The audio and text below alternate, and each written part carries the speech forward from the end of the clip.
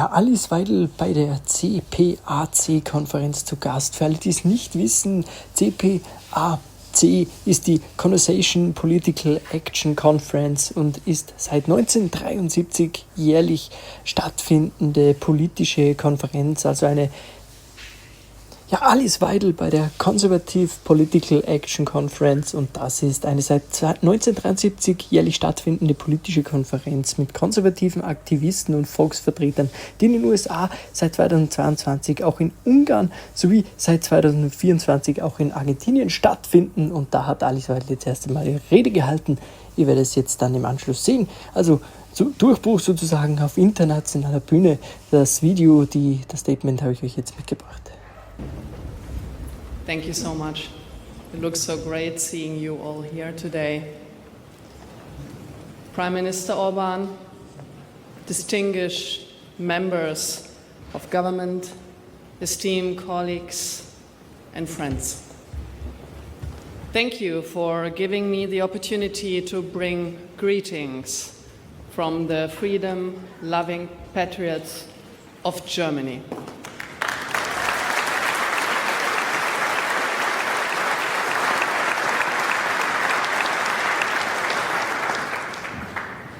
It's my honor to address you as the chair of the Alternative for Germany, the leading patriotic opposition party in Germany, the second strongest political force nationwide, and the next ruling party.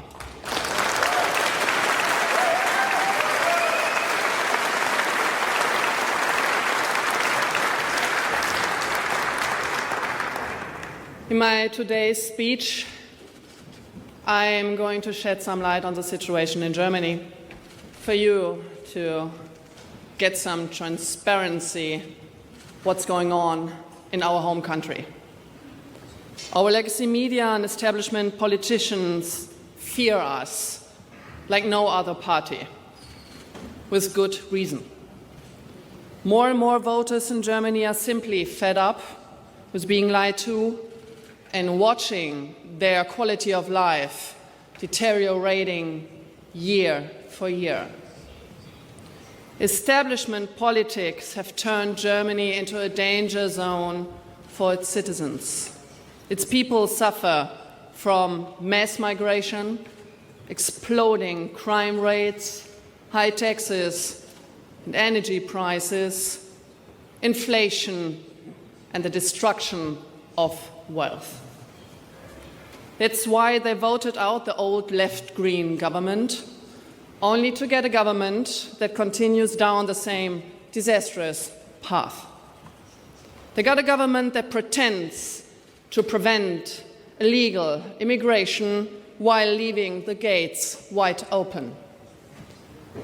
In a futile attempt to evade his domestic problems, our Chancellor travels the world, fomenting conflict and throwing German taxpayers' money out of the window, as we see in the Ukraine.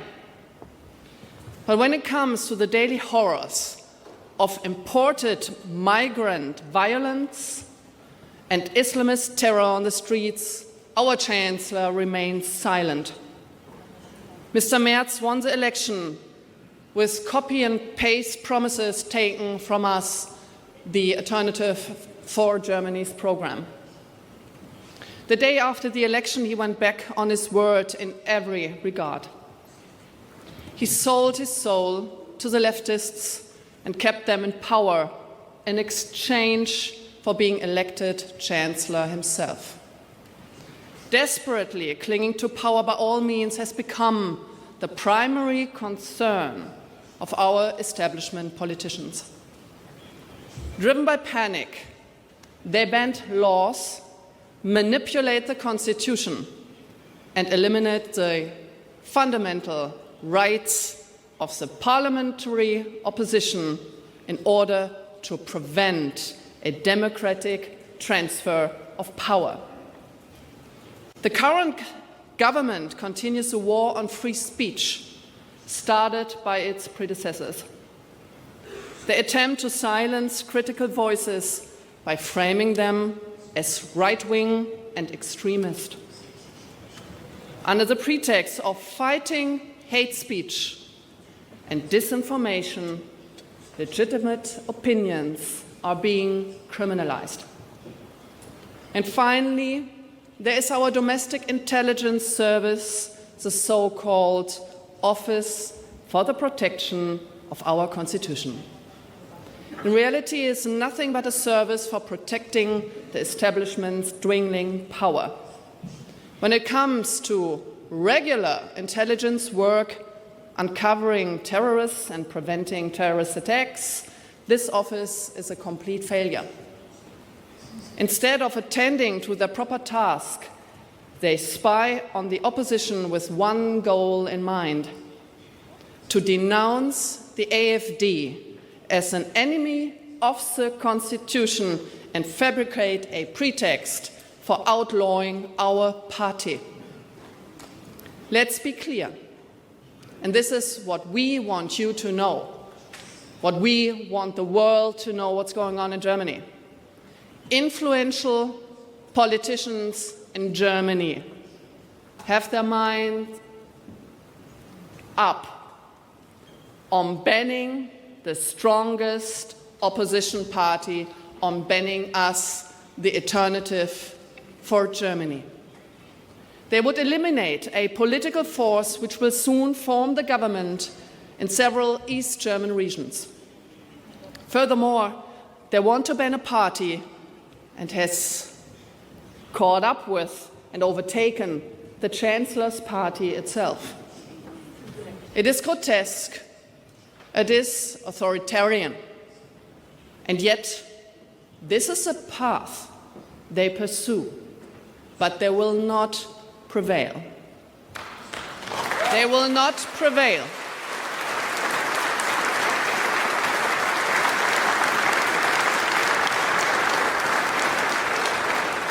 The reason for these absurd schemes is very simple. Only by excluding our party from government can the woke leftist elites cling to power against the will of the majority. They refer to the leftist dogma as a firewall against the right-wing tide. Let's call it what it really is. It is a panic room of an anti-patriotic, woke establishment that is running scared.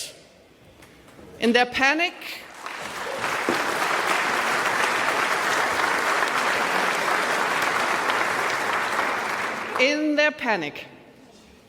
they dismantle democracy itself. 1 in 4 German voters have cast their ballots for us, the alternative for Germany. They want us to take responsibility for our country's future, to exclude more than 10 million voters from proper representation, destroys the very foundations of democratic rule.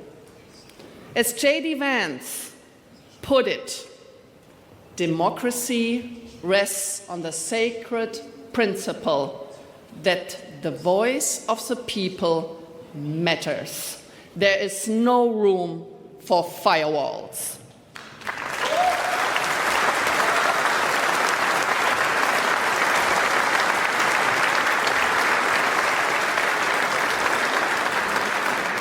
Thank you, Mr. Vice President, for these words in your magnificent speech on the Munich Security Conference.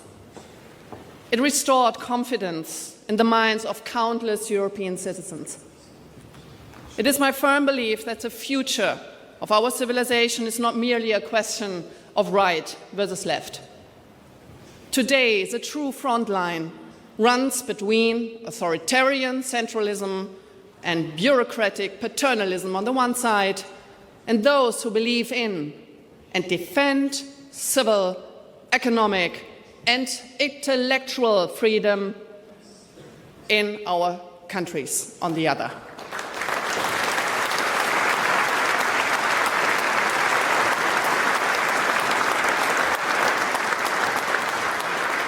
The wind of change is blowing strong in Europe and in the Western world.